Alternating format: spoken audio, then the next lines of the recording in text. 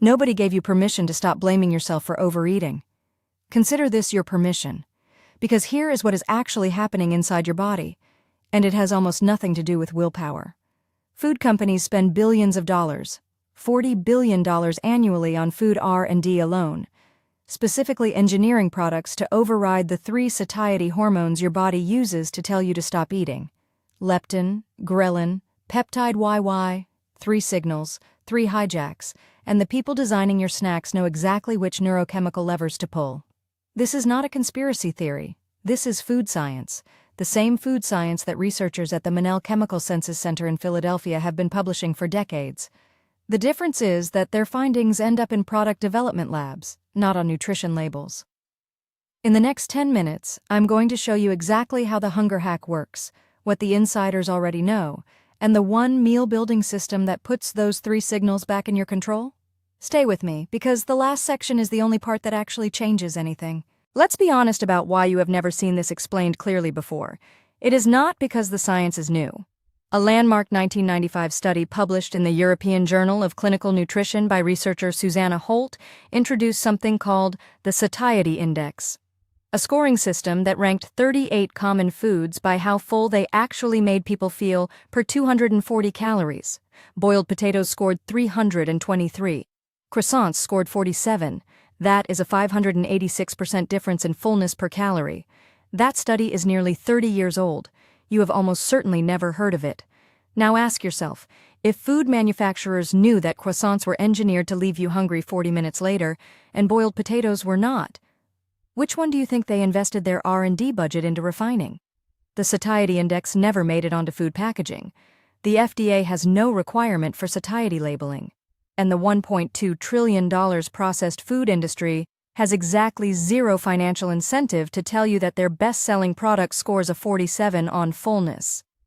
This information did not disappear by accident. It stayed in academic journals while the opposite knowledge got baked, literally, into every item in your pantry. Here is what the people inside the food industry understand that you were never supposed to piece together. There is a concept called the bliss point. Food technologist Howard Moskowitz coined the term in the 1970s while working for major CPG brands. The bliss point is the precise ratio of sugar, fat, and salt that maximizes craving without triggering sensory-specific satiety, the biological mechanism that normally tells your brain it has had enough of one flavor.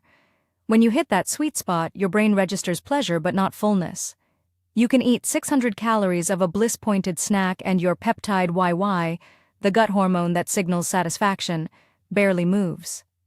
Compare that to 600 calories of salmon, oats, and spinach, where peptide YY climbs sharply within 20 minutes and keeps you satisfied for 3 to 4 hours.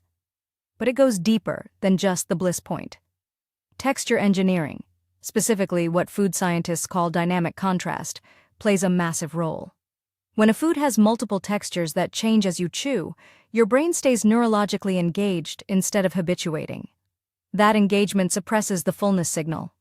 Doritos have 17 distinct flavor compounds and a texture that dissolves at exactly the right rate so your brain never registers that you consumed anything substantial.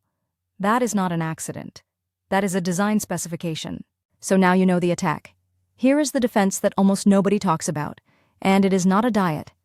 It is a hormonal timing system built around 3 biological windows. Window 1 is the protein anchor. Research from the University of Missouri in 2014 showed that consuming 35 grams of protein at breakfast reduced evening snacking by 31% compared to a low-protein breakfast of equal calories. Not throughout the day, specifically evening snacking, which is when ghrelin, your hunger hormone, spikes hardest. The mechanism is simple. Protein triggers a longer PYY release than carbohydrates or fat at a ratio of roughly 3:1. Window 2 is fiber sequencing. A 2017 study in the journal Cell Metabolism found that eating fiber-rich vegetables before refined carbohydrates, not with them, before them, reduced post-meal insulin spikes by up to 73% in participants with prediabetes. Lower insulin spike means slower glucose drop, which means ghrelin does not rebound as fast. You stay full longer not by eating less, but by eating in a specific order. Window 3 is volume to calorie ratio. Foods with high water content, cucumbers, zucchini, broth-based soups, create gastric stretch, which activates mechanoreceptors in your stomach wall that send a fullness signal completely independent of caloric content. Your stomach does not count calories, it measures volume and pressure. Most hunger-hacking products are low volume and high calorie by design. The counter system is the opposite. Let me give you the numbers so this is not just theory you forget by tomorrow. A 2022 meta-analysis in Obesity Reviews analyzed 59 randomized controlled trials covering 7,415 participants and found that high-protein, high-fiber meal structures reduced total daily caloric intake by an average of 441 calories, without participants consciously restricting food. 441 calories. That is the equivalent of skipping an entire processed food meal, except nobody felt deprived. They just stopped being hungry. In a separate 2019 study published in Nature Food, researchers tracked 20 adults in a residential setting for 28 days. 14 days on an ultra-processed food diet and 14 days on a minimally processed diet matched for presented calories, sugar, fat, and fiber. On the ultra-processed diet, participants spontaneously ate 508 more calories per day. And critically, they reported equal levels of subjective hunger at the start of each meal. Their hunger signals were not louder. Their fullness signals were just broken. That is the core mechanism. It is not that processed food makes you hungrier. It is that it systematically dismantles your ability to feel satisfied. The bliss point, the dynamic contrast, the low satiety index scores, they do not increase appetite. They disable the off switch. Here is where it gets practical, and this is the part I want you to actually remember.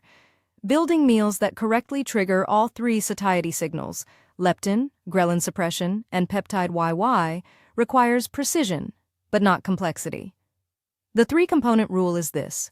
Every main meal should have a protein source of at least 30 grams, a fiber source of at least 8 grams, and a volume component, meaning high water content vegetables, that fills at least half your plate physically. When all three are present, you are hitting all three hormonal levers simultaneously.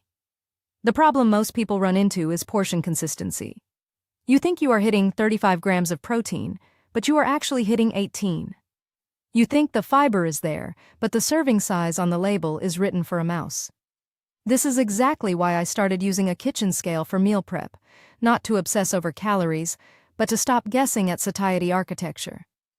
I use the Ascali Primo digital scale, which I will link below, because it gives gram-level precision for under $30 and it does not require recalibration every week like cheaper models. Pair that with glass meal prep containers, the OXO Good Grips 3-cup size specifically, and you can build a week of satiety-optimized meals in about 90 minutes on Sunday. Glass matters because, unlike plastic containers, glass does not leach compounds that research has linked to endocrine disruption, which is a whole separate hunger regulation issue we should cover in another video. The point is, precision beats willpower every single time.